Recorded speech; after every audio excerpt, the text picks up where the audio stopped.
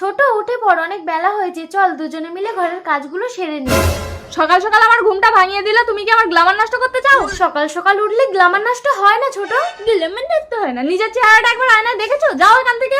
আরে তুমি তো গিয়ে নামে নামে দুটো কাজ করতে পারো, নইলে কথা হবে। ও তুমি তাহলে তোমার বৌদিকে লাগিয়ে দিয়েছো? আমি জানি তোমার বৌদির সাথে তোমার লাইন ছিল। দূর ব্যান, ভাল লাগে না, সব সময় অশান্তি। ভাই, সংসারের কাজ কি আমার বউ একা করবে?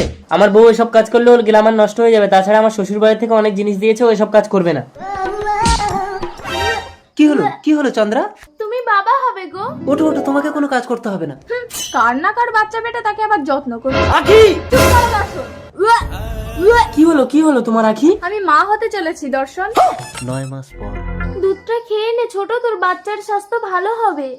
দিদি তোমাকে না বলেছি আমার সামনে যখন আসবে তখন মুখ ঢাকা দিয়ে আসবে, না হলে আমার বাচ্চা তোমার মতন কালো কুচ্ছিত দেখতে হবে। আখি, বৌদি এই অবস্থায় সংসারে সব কাজ করে না খেয়ে তোমার জন্য দুধ নিয়ে আসলো, আর তুমি বৌদিকে অপমান করছো। ও বৌদিকে কিছু বললে তোমার গায়ে ফসকা পড়ে না? এই বাচ্চা যদি তোমার মতো দেখতে হয়, সেদিন তুমি আমার রূপটা দেখে নিবে। আখি, ঠাকুরপো, আখির পেটে বাচ্চা, ওর গায়ে হাত তুলবে না। বৌদি কি হলো তোমার? আখি, দাদা। কি হলো ভাই? চন্দ্রা, ডক্টর!